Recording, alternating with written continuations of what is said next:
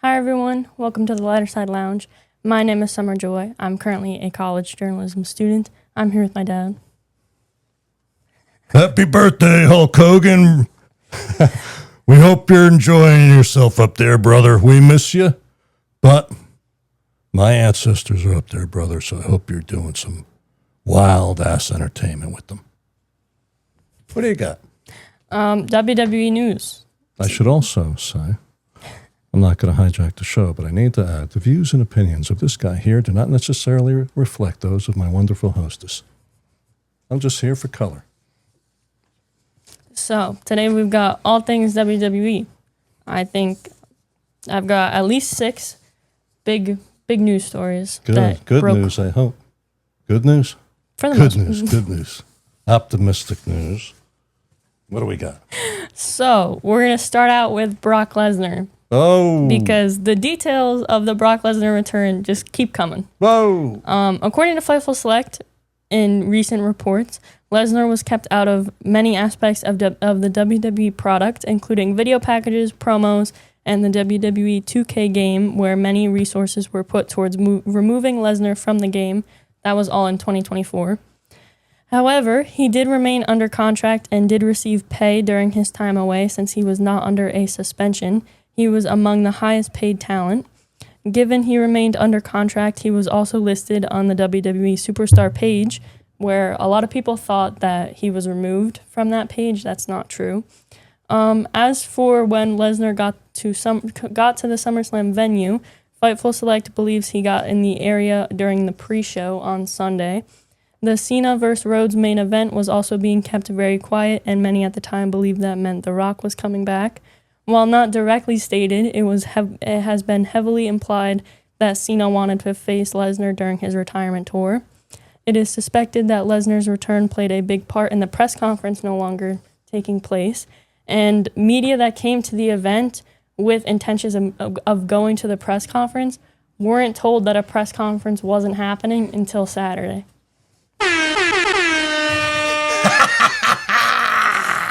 I was able to hit that button with some meaning this time. In regards to an official comment by WWE on Lesnar or the legal situation, the Fightful Select report stated the following, quote, "There has been no legal, quote, clearing of wrongdoing," end quote, "but he isn't actively being sued or prosecuted," end quote. In another report, Fightful Select stated the WWE legal team signed off on Lesnar's return, but this does not mean that he is cleared from the lawsuit in a court sense. Instead, Grant's legal team believes more could come to the surface in discovery. So we'll have to stay tuned for that. But in the meantime, he's going to be working with Cena for probably a couple months.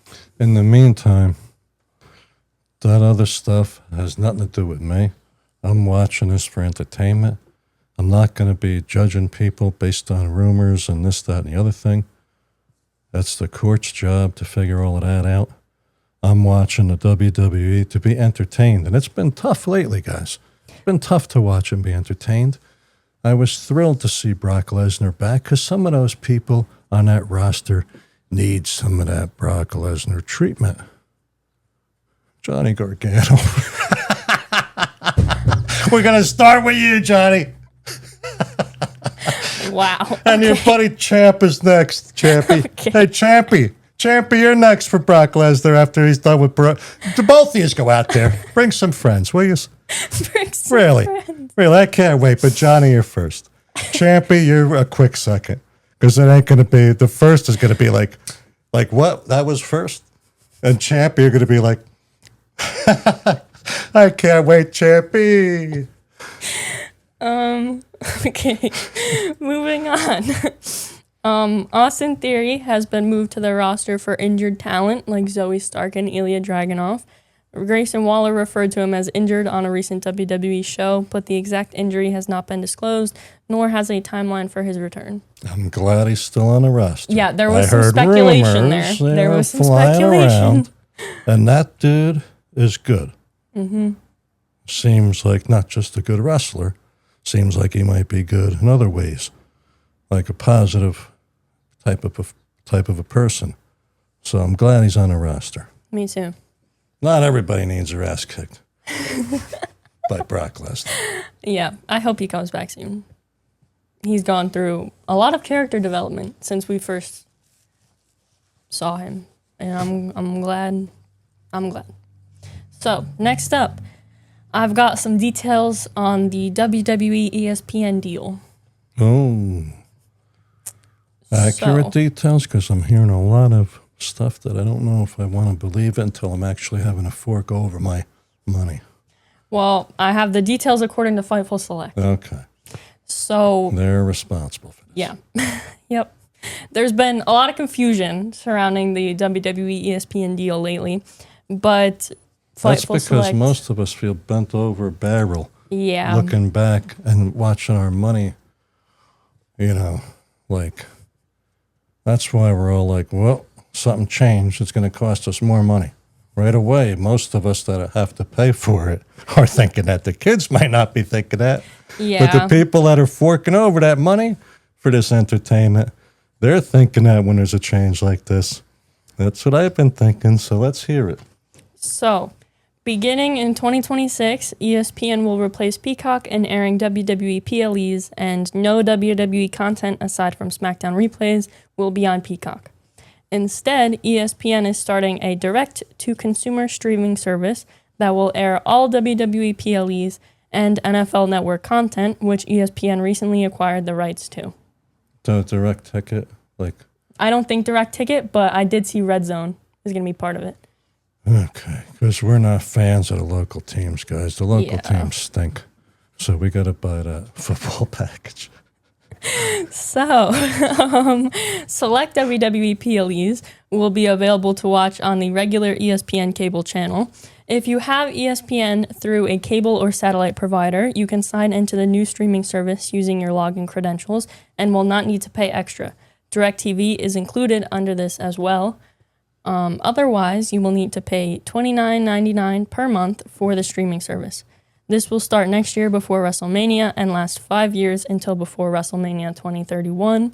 Additionally, there will likely be crossovers between ESPN personalities and WWE PLE pre-shows and more. Given WWE content and PLEs will remain on Netflix internationally, VPNs may be another option to watch the content.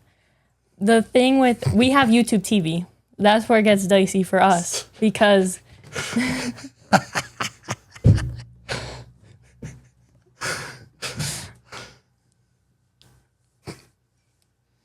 Okay, so we have YouTube TV, which makes it gets a little dicey there because not all YouTube TV packages include ESPN. There's somewhere like you buy channels and ESPN is included in the channel. Yeah, we don't know what's going to happen with ours yet because we have to pay these ridiculous prices for these UFC fights. Yeah. On the ones that we get. Yep. That's changing too. Did you cover that? I didn't cover it here, but I did see that it's going to Paramount Plus. Yes, which gives us a reason to have that. But I was wondering if we still use it or not. Yeah. But I don't know. It doesn't sound like I know if we're paying $29 or not. To me, I don't know if we're paying $29. Yeah, it's very confusing sounding. And if we're going to have to pay $29 a month for these watered-down PLEs that they've been adding more of them in there. And what's SummerSlam going to be, $29 a night? Like WrestleMania, is that going to be $29 a night? No, I think it's per month. You get that and whatever else is included in the streaming service. Oh, wait a minute. It's a service. The WWE thing is a separate service? Yeah, so their content is going to be on a $29... No. So it's WWE and NFL is in the same for $29.99 a month. What if we have ESPN Plus already, though? ESPN Plus, I'm not sure, but if we have ESPN, we can log in with where we get ESPN from. All right, we'll figure it out, I guess, like everybody else as it goes, because stuff seems very confusing to me. And honestly, I'll believe that we're not going to have to pay extra when I see it, because everything from that company is costing extra lately. Sorry. I know it's supposed to be the later side lounge, but you know what's getting later? Our wallets and our pocketbooks ever since TKO started this stuff. Okay.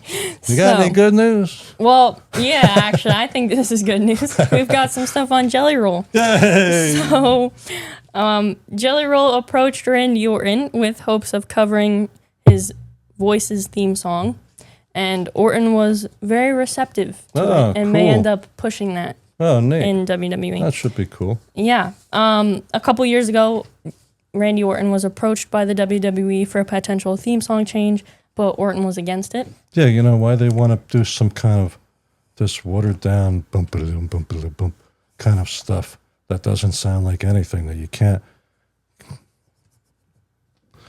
Thanks, Randy. I appreciate you wanting to keep that song. It adds personality to your walkout. Something that they seem to be wanting to steer away from. I'm glad some of it's still there. I hope some of it's always there. Thanks for keeping it alive.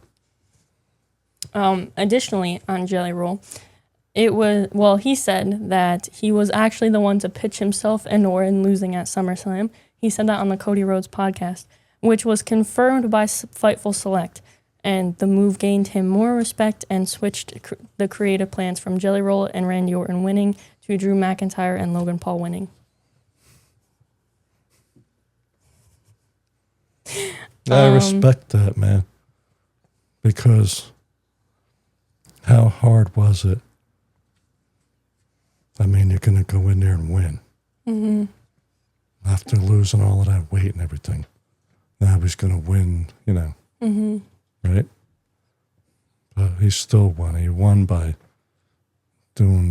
just not giving us, because they overdid the jelly. Remember I was saying jelly was squirting everywhere?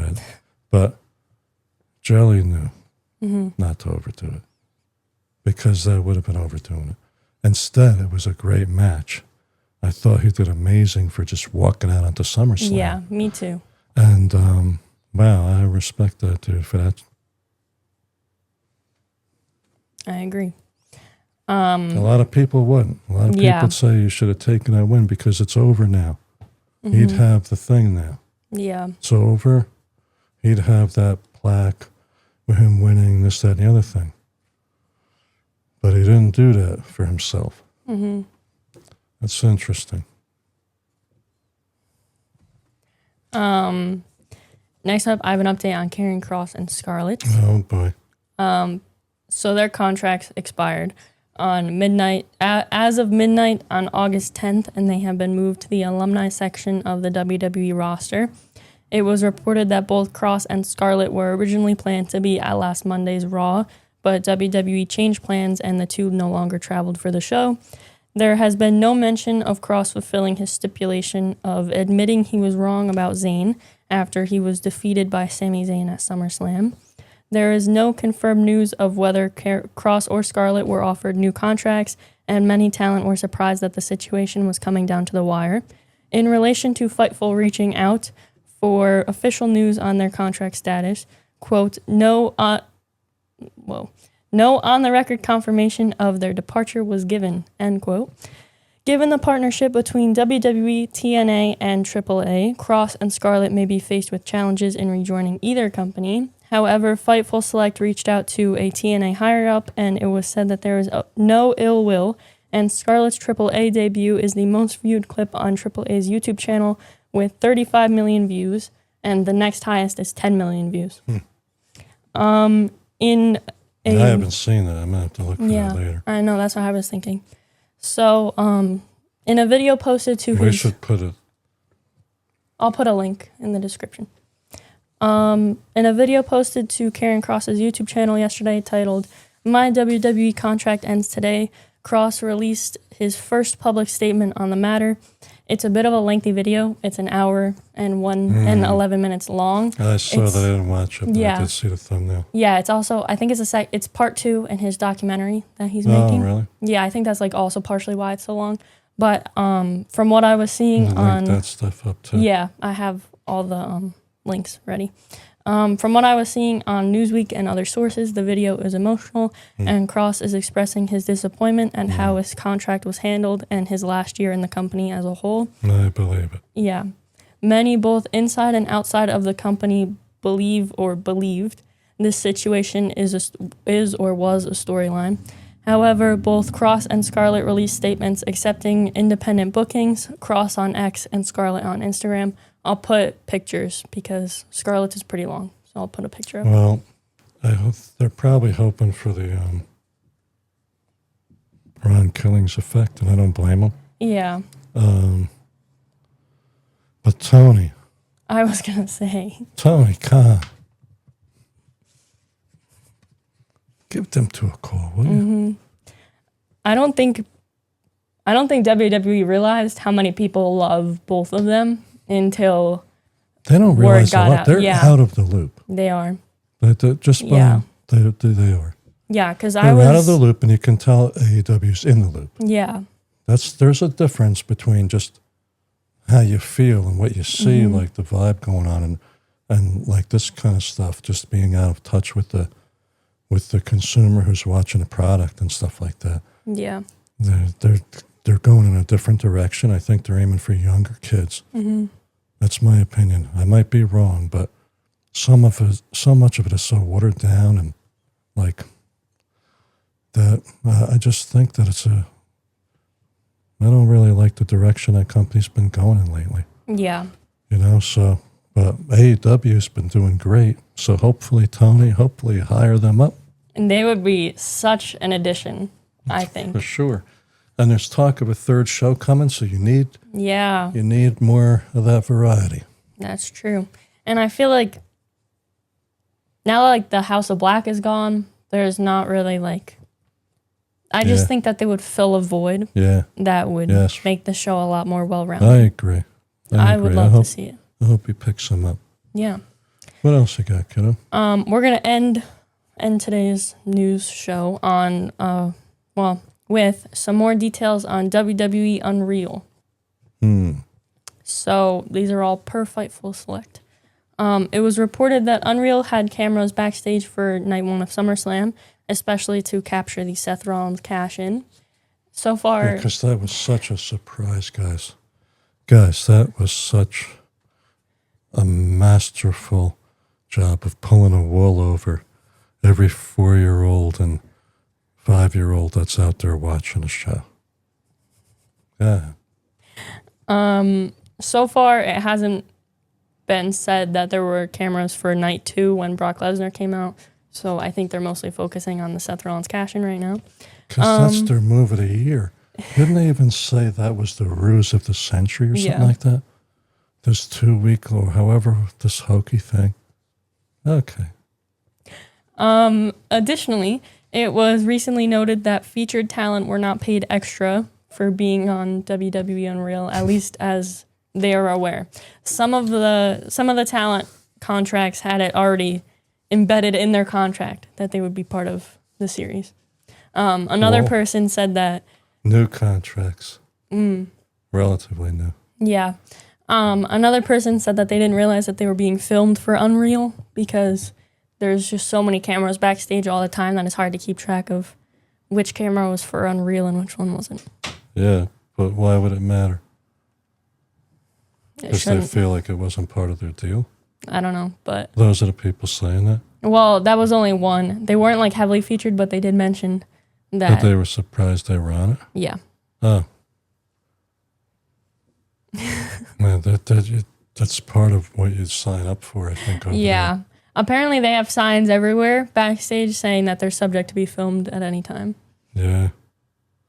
Especially these days, because they're putting content out like...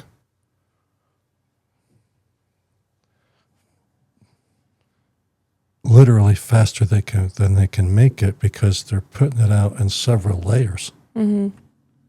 Yeah, that's true. Is that how we're ending things? That's all I've got. Here's good news. AEW is coming back. Yes. In November. Yes. To not very far from where we're living. And we should be aiming to score some tickets for that. ACW's coming back. Yes.